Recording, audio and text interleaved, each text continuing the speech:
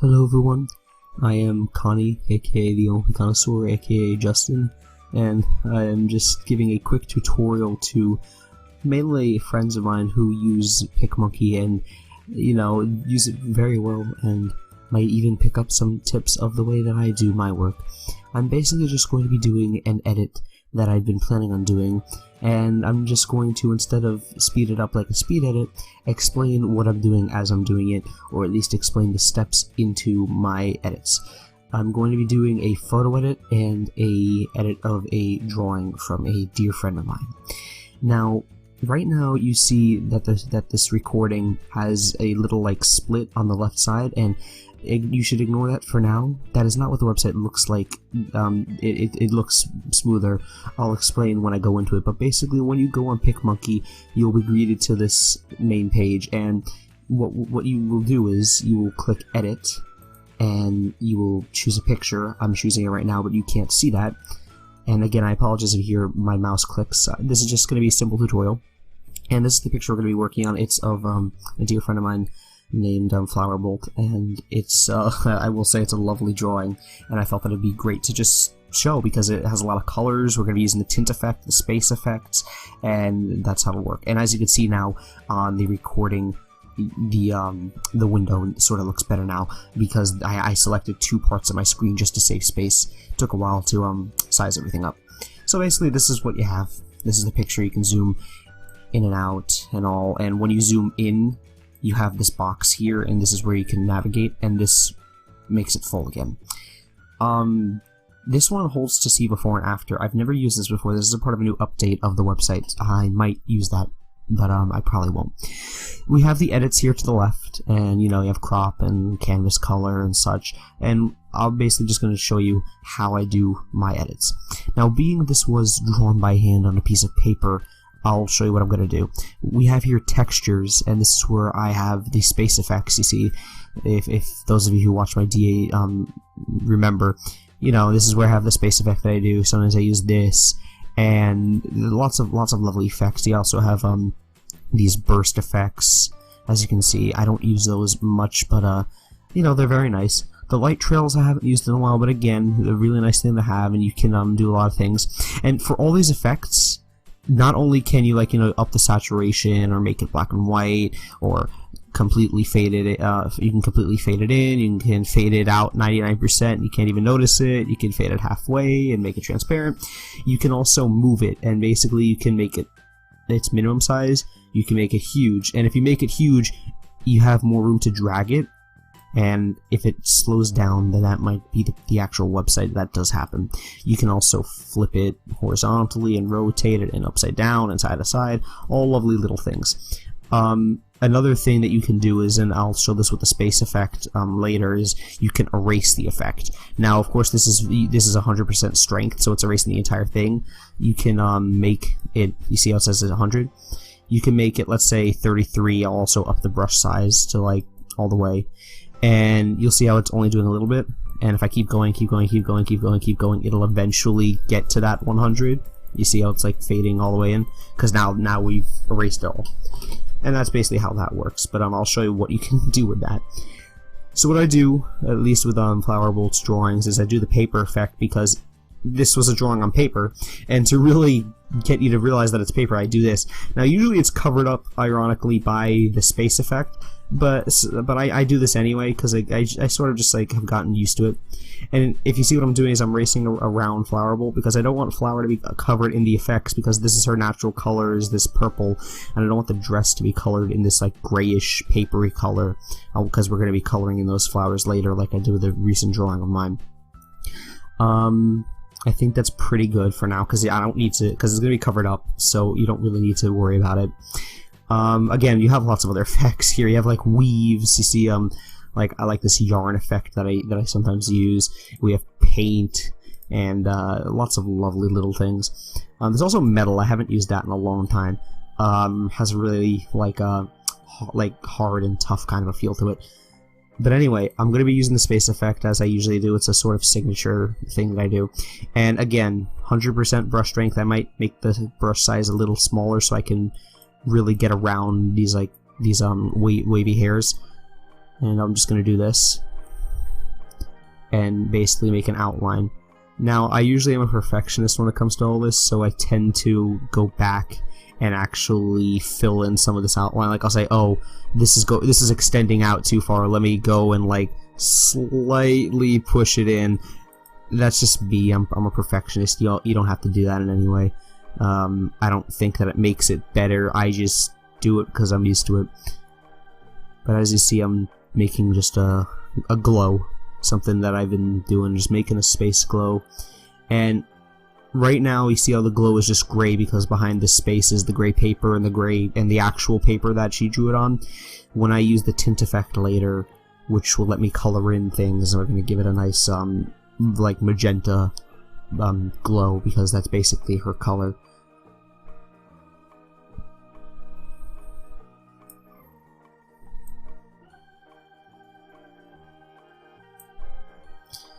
And, you know, around the hooves, I'm like, you know, maybe a little bit more. And then I might make the brush strength a little less, because sometimes, maybe it's a glitch, but, sometimes you can have brush strength 100 and brush strength like 30, and they'll both fill in practically everything. It doesn't, like, do it slightly. You really have to, like, go to, like, single digits for it to do it slightly. Like, for example, I'll do 8, and, let's make the brush size like this. So now it's doing it a little. Now I can fill that in. I think that's pretty good. I'm gonna do this, and I'm going to erase this flower part.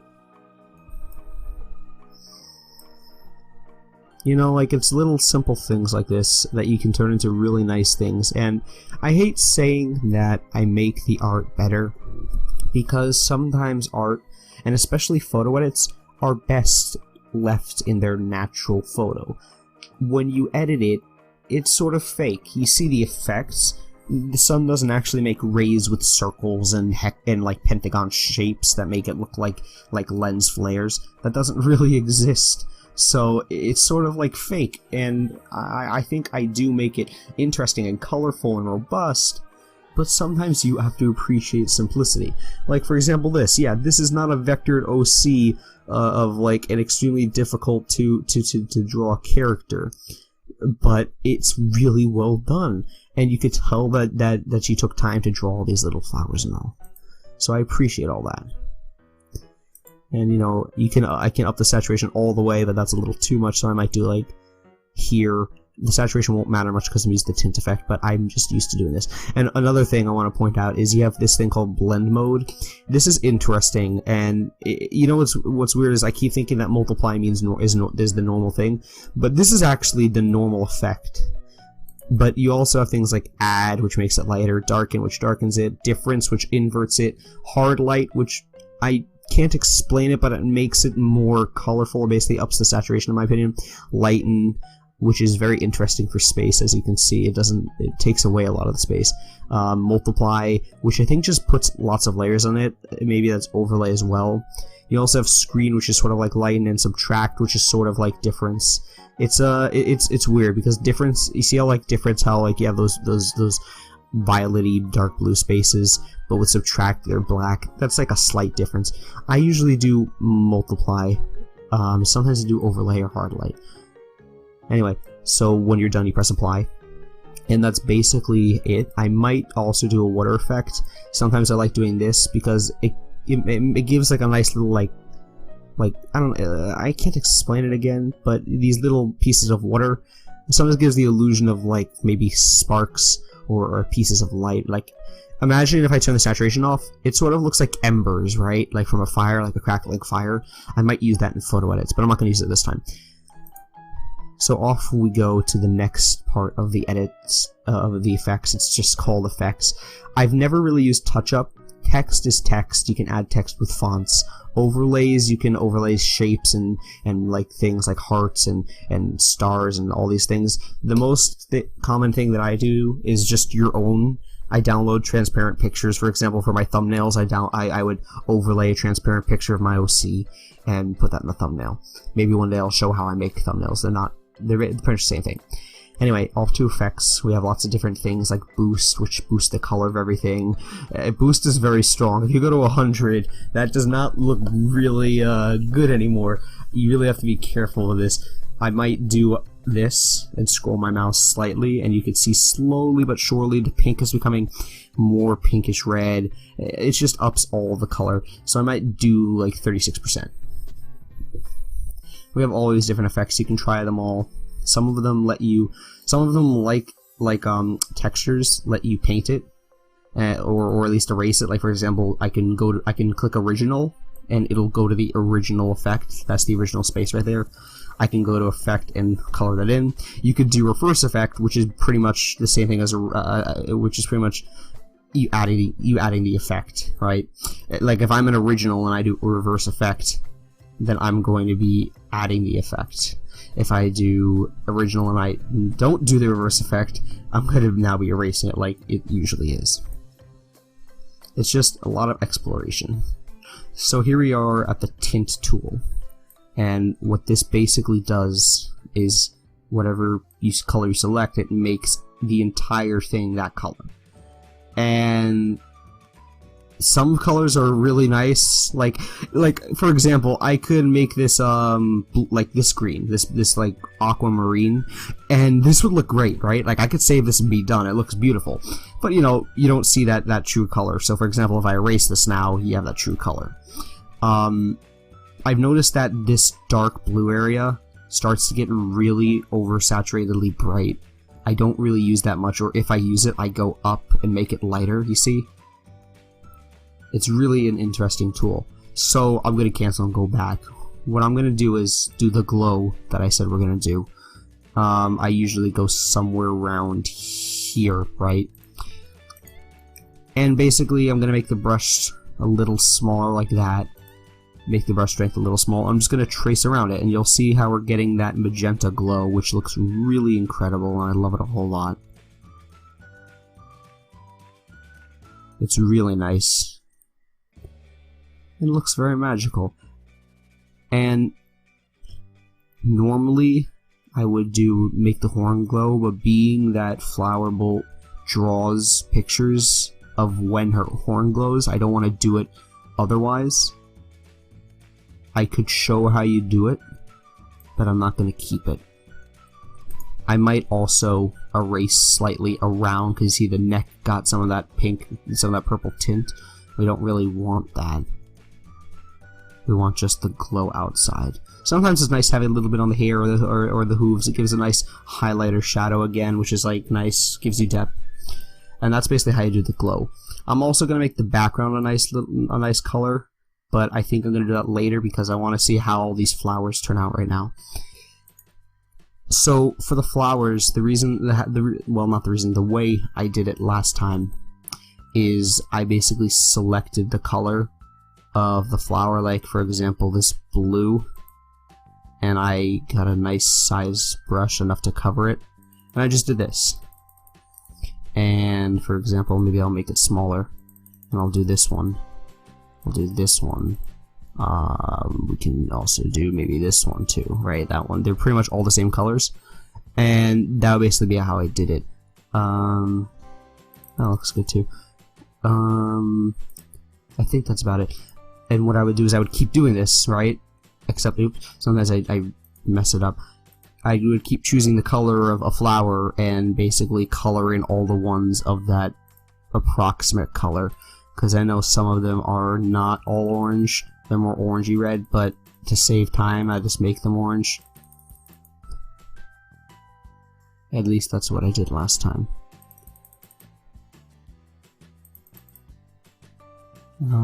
I think that's all the oranges. Let's go to the red one now, because that one caught my eye. So I go to reverse effect, so that we get rid of that tint, and then we can select the reddish color. We can do that. You can do that red. Well, that's odd that that's not turning red.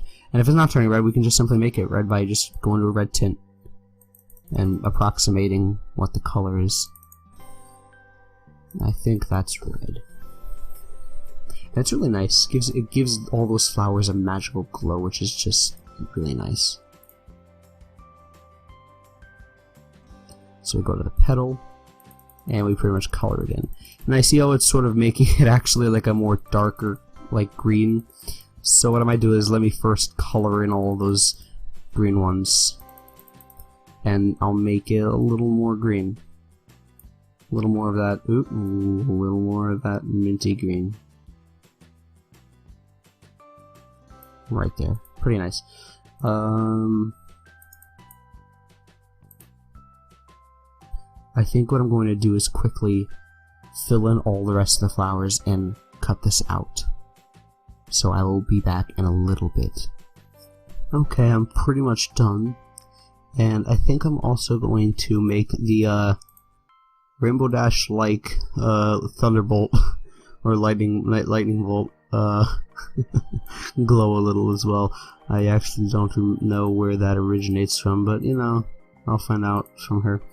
Let's do this. I'm gonna make it a little more reddish. There we go. You know, I might also do add or hard light. Let me see, hard light. Yeah, brighten it up a little. I also see that over here, and I'll go to hard light again. Here we go. So you see I've colored in pretty much every single flower. It looks really nice. You see like the circles around some of them really well. And I'm going to now go to the soften tool because I noticed that the space effect is a little too bright, so I'm going to basically do this. I raise the softness all the way and I fade it all the way, and right now it looks very, very, very soft and faded. And again, gonna single out flower here, and she will really stand out. She also provides depth and distance into the edit, because now the space is in the back because it's faded. It's like it's so far away that it's like foggy. It's very deep. I might want to actually go over the glow, because then the glow will look like it's in front as well. You see? Really sticking out there now. I'm gonna go back to the tint tool and I'm gonna do a nice, probably, I don't know, I'm thinking a nice aquamarine, like I said before, in the background, something like that. And I'll just, color that in. It's just like painting, and it's pretty easy. And you know, let's say you hit something, like, you know, you hit this flower because you wanted to get into that area to the left of the flower, or you go up here and then the hooves get all green. You just go to original and you can fix that. You see, I'll go to original, I'll make it small, and then you can just do this. You can go around the glow again and really get it in there.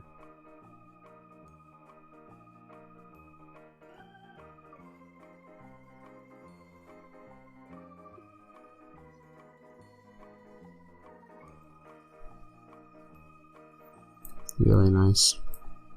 And again, we'll erase that. Make sure everything is good.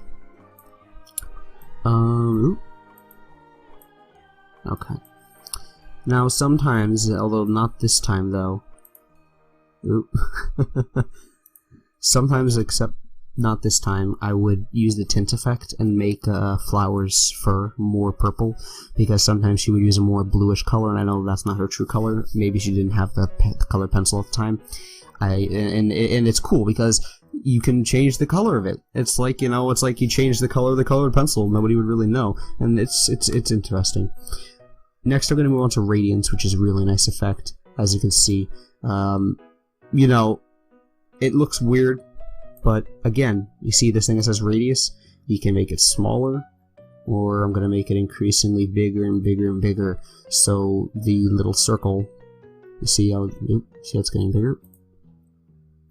We can make it this big, we can even make it this big. And I'm going to make it enough. What I usually do is I go slowly and slowly and slowly and slowly until I see that, you see how they're sort of going into the dress, and I might stop there, and I might do it a second time and reposition it slightly. Like, for example, I'll position it here so that I can get some beams coming out of the dress. Oop.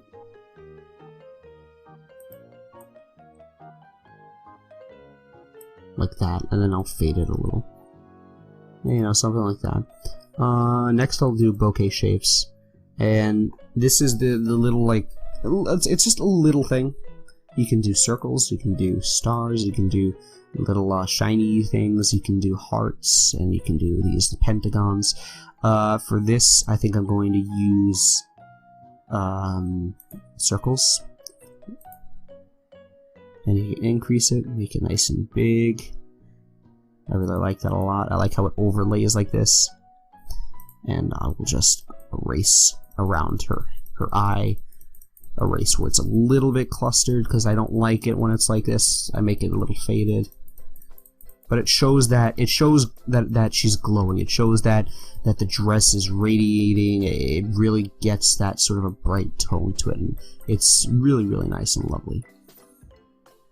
Finally, pretty much the last effect that I use is focal zoom or focal soften. I might use a combination of the two. And this is just messing around with the size. I usually always do 0 hardness. And you can do 100% blur, which does like that. You can use like 4% blur. If I keep going higher and higher and higher, you get to the 100%. I might fade a little bit, but it really does a nice little thing. Like, for example, I'll go to 0. Okay, I'm going to go slowly so you can see the change. Pay attention. See it going? Slightly. So getting a glow. And I'll basically stop right there. The very, very last thing I do is right back to basic edits. I usually up the contrast a little bit, like this. Really, really make it bright. And then I up the sharpness because it makes it pretty clear in terms of just quality. And that's pretty much it. You could redo the tint. You can make it look really nice, but this is pretty much what I did. And again, the original was just this drawing on a piece of paper. We gave it a nice background, a nice glow. We made all the flowers glow, really made it stand out with the softness, and it's really a lovely edit. I might consider doing a video of a photo edit, like I said, but for now I'm going to stick with this. I hope that you enjoy this. Again, to the few friends who want to know how to do this on DA, here it is. This is how I do my edits, and I enjoy doing it with all my heart, and it's even more special when it's of my friends. I enjoy doing edits of base arts that I draw, and that's lovely and it feels rewarding, but it's really nice when I have somebody who requests something or makes a piece of art that I really just say, you know, I want to appreciate this, I want to do an edit. And I hope you all enjoy it too. So, I'm the Old Connoisseur. I thank you for your time, aka I'm Connie again. And that's about it. Bye.